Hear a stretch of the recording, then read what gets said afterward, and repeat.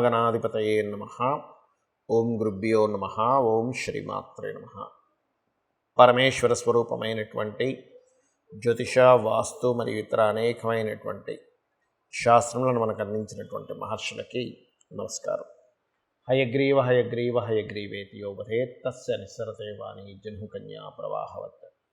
అరుణాం కరుణాతరంగితాక్షీం ధృతపాశాంకుశపుష్పబాణచాపాం అనిమాదిభిరావృతాం మయూకైః అహమిత్యేవ విభావయే భవానీం. శ్రీమాత్రే నమః. ప్రేక్షకులకి ఆ లలితాంబిక అమ్మవారి యొక్క అనుగ్రహం పరిపూర్ణంగా కలగాలని మనస్ఫూర్తిగా కోరుకుంటూ మనం ఈరోజు చెప్పుకోబోయేటువంటి టాపిక్ ఏమిటి అంటే అస్తంగత్వ దోషము అని ఉంటుంది. అది జన్మజాతకంలోనే ఉంటుంది. కాస్త గోచారంలో కనుక ఏదైనా గ్రహం అస్తంగత్వ దోషంలోకి వెళ్ళినప్పుడు ఆ సమయంలో ఏ ఏ లగ్నాల వారు, రాశి కాదంటే ఒకవేళ లగ్నం తెలియకపోతే అప్పుడు రాశి చూసుకోండి, కానీ ఏ లగ్నాల వారు ఏ అంశాలలో జాగ్రత్తగా ఉండాలి. అయితే ఇప్పుడు మనకి ఏ గ్రహం అస్తంగత్వంలో ఉంది, కంబస్ట్ అంటారు దాన్ని ఇంగ్లీష్లో, అంటే శని భగవానుడు అస్తంగత్వంలో ఉన్నాడు.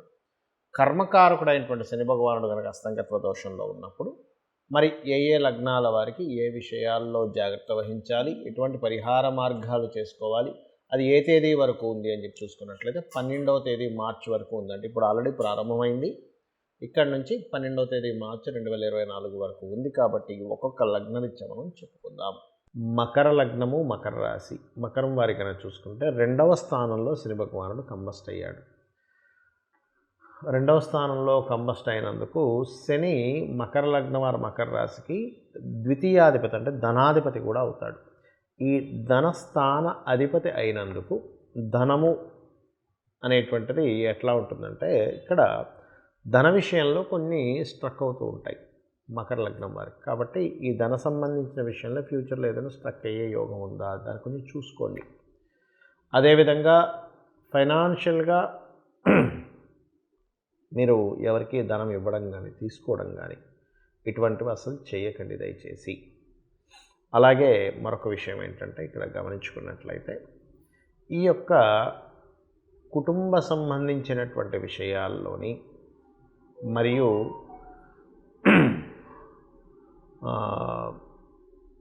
ఫైనాన్స్ రిలేటెడ్ మ్యాటర్స్ సంబంధించిన విషయంలోని కుటుంబంలో ప్రధానంగా బాగా ఏజ్డ్ పర్సన్స్ ఉంటారు. వారి విషయంలో, వారికి సంబంధించిన నిర్ణయాలకు సంబంధించిన విషయంలో, ధన సంబంధించిన విషయంలో చాలా జాగ్రత్తగా ఉండాలి మీరు. అందులో ముఖ్యంగా శనివారాలు ఎవరికి డబ్బులు ఇవ్వడం, తీసుకోవడం లాంటివి చేయకండి.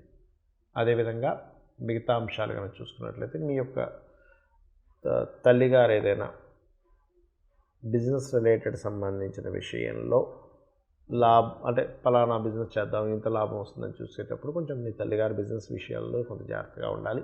ఆవిడ ఏదైనా ఫంక్షన్స్కి అది వెళ్ళినప్పుడు కొంచెం జాగ్రత్తగా ఉండమనండి. మీ యొక్క సిబ్లింగ్స్ ఇన్వెస్ట్మెంట్ చేసే విషయం పట్ల కొంత జాగ్రత్తగా ఉండమని చెప్పాలి. మరియు మీ సంతానము యొక్క జాబ్ రిలేటెడ్ సంబంధించిన దాని మీద చూపిస్తూ ఉంటుంది ప్రభావం అనేటువంటిది. మరియు జీవిత భాగస్వామి వాహనం మీద వెళ్ళేటప్పుడు కొద్దిగా స్లోగా వెళ్ళడం, ఈ బండి ఏదో అయిపోతుందని కాదు, చిన్నపాటి కొంచెం స్లోగా వెళ్ళడం. రోడ్డు ఒక్కోసారి మనం ఫోన్ మాట్లాడుకుంటూ రోడ్లు దాటుతూ ఉంటాం. ఇటువంటి విషయాల పట్ల కాస్త జాగ్రత్తగా ఉండాలి, ఎందుకంటే కుటుంబ సంబంధించినటువంటి విషయంలో ఇది చూపిస్తుంది. అలాగే మరొక విషయం ఏంటంటే ఇక్కడ ఏదేమైనప్పటికీ కూడా టోటల్గా మీ వరకు తీసుకుంటే మాత్రం ఫైనాన్షియల్ మ్యాటర్స్ విషయంలో ఎవరికో ఇచ్చాము, అయ్యో అనవసరంగా స్ట్రక్ అయిపోయింది అనేటువంటి దాంట్లోకి వెళ్తుంది. కాబట్టి ఎవరికైనా మీరు ధనం ఇచ్చేటప్పుడు చాలా జాగ్రత్తగా వాళ్ళకి మనం డబ్బులు ఇస్తున్నామంటే వాళ్ళు నమ్మశక్యంగా ఉన్న వల్ల కాదా, ఫైనాన్స్ స్ట్రక్ అయ్యేటువంటి యోగం నడుస్తుంది. కాబట్టి ఈ విషయంలో జాగ్రత్తగా ఉంటూ ముఖ్యంగా గోవుకి బెల్లము, గోధుమ రవ్వ తినిపిస్తున్నట్లయితే ఈ దోషం అనేటువంటి పూర్తిగా తగ్గిపోతుంది. ఇక్కడ చాలామందికి జాతకం ఉండదు, మాదే లగ్నమో తెలియదండి, మాదే రాశి తెలీదు, మరి మేము ఎలా చూసుకోవాలి ఈ అస్తంగత్వ దోషంలో, ఎటువంటి జాగ్రత్తలు తీసుకోవాలి అంటే యూనివర్సల్గా ఇప్పుడు మీకు జాతకం లేదనుకోండి, అప్పుడు సహజ 11వ స్థానంలో ఉన్నటువంటి దీన్ని తీసుకోవాలి. అంటే ఏమిటి, మీ వృత్తి వ్యాపార సంబంధించిన విషయాల్లో జాగ్రత్త తీసుకుంటూ మీకు దగ్గరలో గోశాల ఏదైనా ఉన్నట్లయితే గోవు దగ్గరికి వెళ్ళి, అందులో ముఖ్యంగా దేశీవాలి గోవు దగ్గరికి వెళ్ళి గోధుమ రవ్వ తినిపించండి. ఇది ఒకటి చేస్తే సరిపోతుంది. అదేవిధంగా ఆదిత్య హృదయ పఠనం చేయడం, సూర్య నమస్కారం చేసుకోవడం. నాకు మొత్తం ఆదిత్య హృదయం చదవడం రాదండి. చక్కగా ఉదయం నిద్ర లేచిన వెంటనే సూర్యుడు ఉదయిస్తూ ఉంటాడు, మనస్ఫూర్తిగా నమస్కరించుకుంటే కూడా ఈ శని భగవానుడు అస్తంగత్వ దోషం అనేటువంటిది పరిపూర్ణంగా పోతుంది. అదేవిధంగా శనివారాల పొరపాటును కూడా ఇంపార్టెంట్ డెసిషన్స్ కానీ ఇంపార్టెంట్ చేయడం కానీ ముహూర్తాలు పెట్టుకోవడం కానీ చేయకండి. ఏదైనా గ్రహం కనుక అస్తంగత్వంలో ఉన్నప్పుడు ఆ రోజులు అంటే శనివారాలు శని హోరలు ఉంటాయి. మీకు ప్లానటరీ టైమ్స్ అని ఒక యాప్ ఉంటుంది. ఆ యాప్ డౌన్లోడ్ చేసుకుంటే మీకు శని హోర ఎప్పుడు వస్తుంది ఏమిటి అనేటువంటిది తెలుస్తుంది. ఇది ఒక జాగ్రత్త తీసుకోండి. అయితే ఇక్కడ ఇది గోచారంలో జరిగేటువంటి కాంబినేషన్, దీని యొక్క ఫలితం ఇది. అయితే ఎందుకంటే 30 సంవత్సరాలకు ఒకసారి మాత్రమే వస్తుంది ఈ కాంబినేషన్ అనేటువంటిది, శని రవి కలిసినటువంటి కుంభరాశిలో. అయితే మరి ఇది ఇలా ఉండగా పర్టికులర్గా మరి దీనికి మనం ఎంతవరకు జాగ్రత్తలు తీసుకోవాలి, ఇంకేదైనా ఉంటుందా అంటే ఒకటే గుర్తుపెట్టుకోండి, మీ జన్మజాతకంలో కనుక బలమైనటువంటి ధనయోగ దశలు నడుస్తున్నా, చక్కటి గృహయోగ దశలు నడుస్తున్నా, మంచి వ్యాపార యోగ దశలు నడుస్తున్నా, నీచభంగ రాజయోగం విపరీత రాజయోగానికి సంబంధించిన దశలు నడుస్తున్నా మీరేం కంగారు పడాల్సిన పని లేదు. ఎందుకంటే మన జన్మజాతకం చాలా ముఖ్యమైనటువంటి అంశం. మనం జన్మించినప్పుడు ఉన్నటువంటి సమయాన్ని, తేదీని, నెలని, సంవత్సరాన్ని, ప్రాంతాన్ని తీసుకొని మనం జన్మించినప్పుడు ఉన్నటువంటి గ్రహస్థితి ఎలా ఉంది అనేటువంటిది తీసుకుంటాం. అంటే గ్రహాలు కనుక జన్మించినప్పుడున్న సమయాన్ని బట్టి మనం పూర్వజన్మలో చేసుకున్నటువంటి కర్మ ఆధారంగా ఈ యొక్క గ్రహాలు అక్కడికి వచ్చి స్థితి పొందుతాయి. అంటే ఆ సమయంలో జన్మించేలాగా శ్రీకృష్ణ పరమాత్మ అంటే ఆ భగవంతుడు మనకు చేస్తాడు. ఆ రకంగా ఒక మంచి కాంబినేషన్లో పుట్టామనుకోండి, గోచారంలో ఎన్ని మార్పులు వచ్చినా లేకపోతే ఎన్ని ఇదవుతున్నా పెద్ద ఎఫెక్ట్ అనేటువంటిది ఏదో కించిత్ ఎఫెక్ట్ మాత్రమే ఉంటుంది.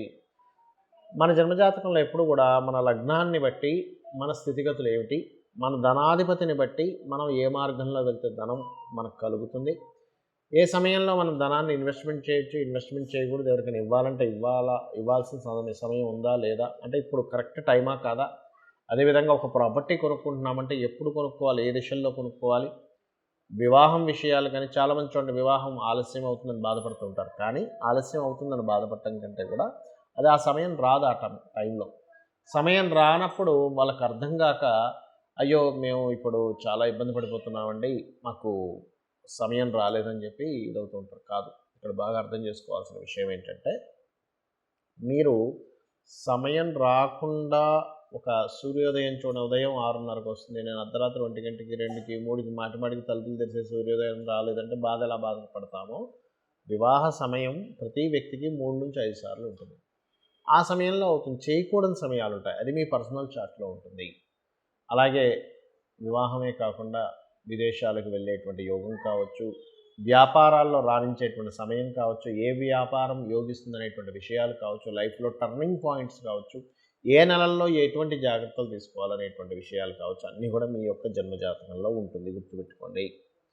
ఇక ఇవన్నీ ఒక ఎత్తు అయితే ఇక్కడ మనకి జాతకం లేదు, ఏమీ లేదు, కానీ జాతకం భయంకరంగా ఉందని తెలిసింది పోని ఒకటే గుర్తుపెట్టుకోండి, అమ్మవారి యొక్క ఆరాధన కనుక మీరు చేయగలిగితే ఎటువంటి దోషములు ఉన్నా మీ జన్మజాతకంలో ఖచ్చితంగా అవన్నీ కూడా పక్కకు పోయి అమ్మవారు రక్షిస్తుంది, గుర్తుపెట్టుకోండి. ఇవన్నీ ఏం పెట్టుకోకండి మైండ్లో.